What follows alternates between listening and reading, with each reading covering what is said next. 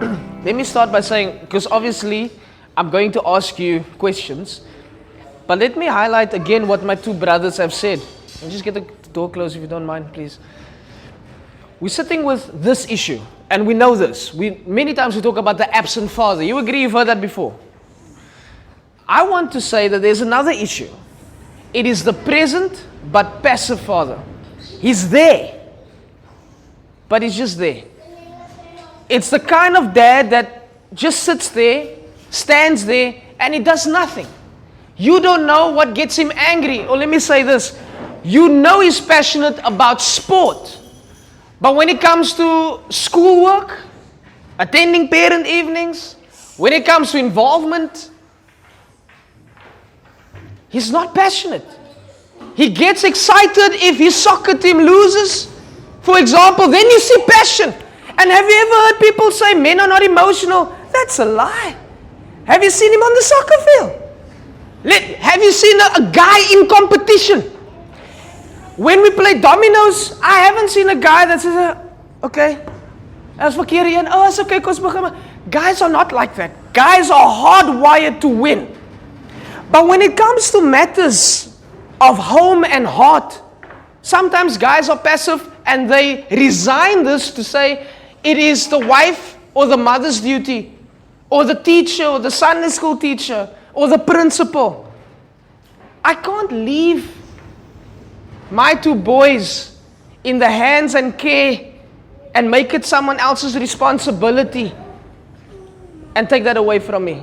It doesn't work that way. They come home, for example, my one boy, he's very expressive in class, and he comes home, I ask him about discipline. And if he tells me discipline didn't go well today, immediately I see the teacher, I want to know what's wrong. I have to be passionate somewhere other than sport. I'm very passionate about sport. I'm very competitive, even though I try to convince my mind I'm not, but when I play, I am. My body says I am. I want to win, I want to score, but my mind tells myself I'm humble, but my body don't play humbly. And we are like that as men. We are present sometimes, but we are passive. People don't know what gets us upset. But there's three things I would like to share with you today that makes a godly father. And three things that I think our children need to hear. So let me say, our wives, women, mothers, brought forth our children in childbirth. The father brings forth his son into manhood. Okay? So the woman labored for this one and that one. The woman labored here. Now it's our turn to labor to bring forth these young men into sonship, into fatherhood, into maturity. That's our labor. That's our hard work. And they need to hear at least three messages. The first one is we need to let them know that it can be done. We grew up with a message many times that says, "It's alright man, ek gaan nou maar los. It's alright man, next time. Next time, gaan maar weer, but next time kon nooit nie." Children, these guys around the table, whatever they do in life, they need to know that it can be done. Because, gentlemen, you would agree with me, life is hard. And they need to know that, Daddy, you bleed. They need to know that you are not perfect.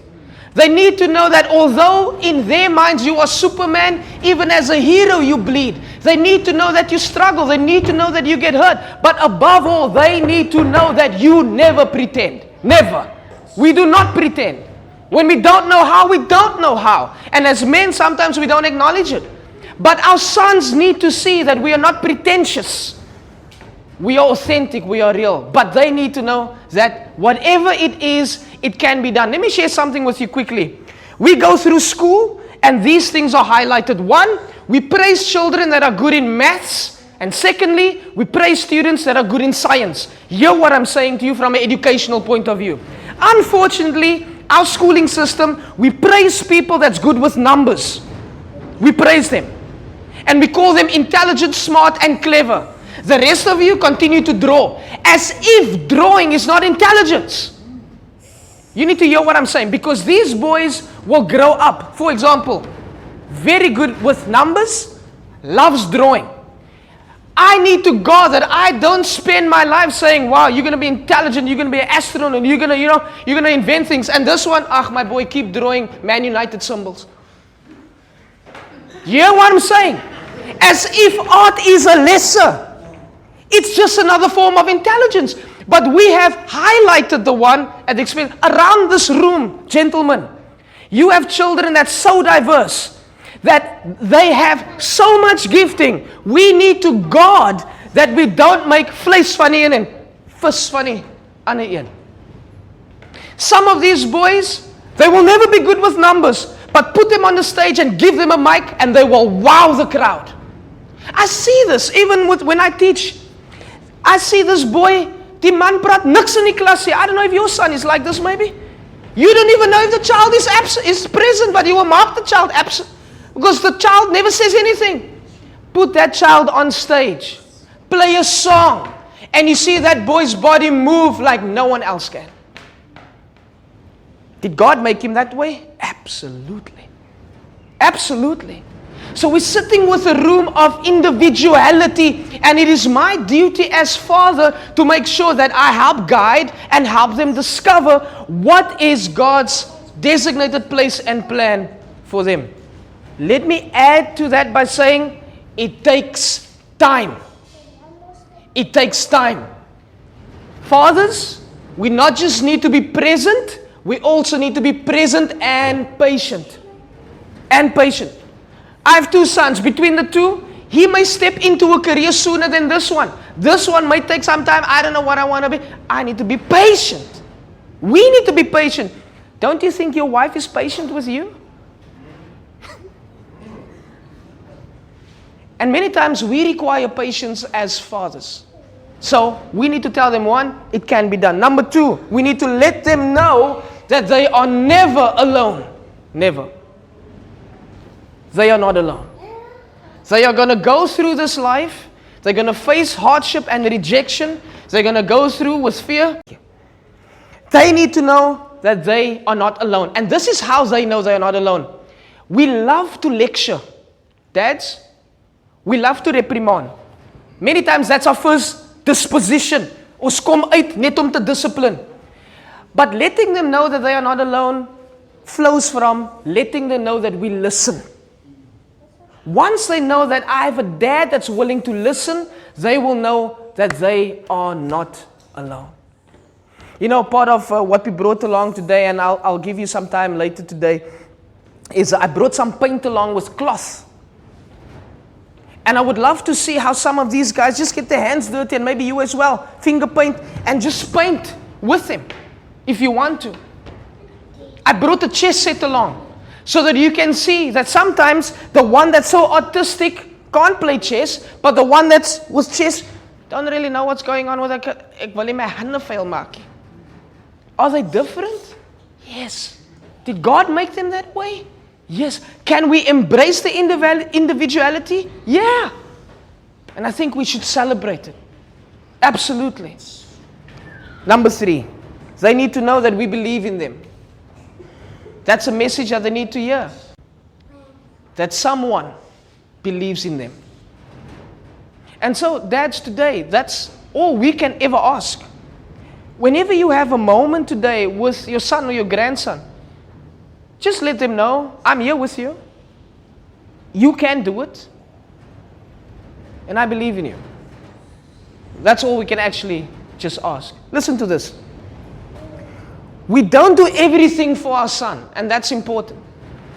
My approach to the classroom when I teach, for example, I hardly, if ever, first time, give answers. Because sometimes they just want answers. And the reason why I don't hand out answers is because I don't want to rob the children from an opportunity where they can learn. It's a greater experience if they discover by themselves. So don't try to fix everything, but spot teachable moments. Spot moments where you can say, all right, I understand that happened, but what can we learn from this? Brothers, I want to say to you, we rest in God that He watches over our sons so that we don't walk like stressed animals about our children. That's what I want you to do and to have and to know. That your son, your grandson, give them to God and know that God is able to work it out. Don't walk stressed and think that you need to save your son every time, because your son will and can make mistakes. Let us not rain down bricks on them when they do, but let us be there in belief, knowing that they can self-correct. Brothers, I want to say to you, we accept our sons as individuals, responsible for their own actions, and by God's grace, they are capable of making good decisions, and they are able to get up when they fall.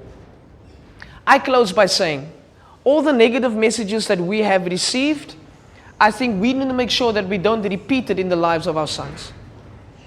We grew up, people, and we had friends where they would tell us, it's not possible to live according to God's standard. We can't repeat that with them. We had people in our lives that made, and they reminded us that I have too many problems of my own. I don't have time for you to sort it out. And the last one, I'm not sure if you will make it. Life is not getting easier. We know life is hard, but let us never let our children think that they can't make it. And I'm saying that to you by saying, I am not perfect. I'm not the expert on fatherhood. And that's why I admire and appreciate the fact that we have so many dads here of different generations, experience and ages. And you know where the wisdom comes out? Around the campfire. Not always, but most times. Around it, I don't know about the dominoes table, but definitely. Can we be the exception to what's the norm? Can we break passivity? And can we be verbal? Can we not be aggressive, but can we be patient dads? Can we let them know that we do believe in them, that they are not alone, that they are individually crafted, different skills and gifts. And it's our duty, I think, as dads, to make sure that they are not just successful, but they find God's call and live their lives in fulfillment of that calling. Amen?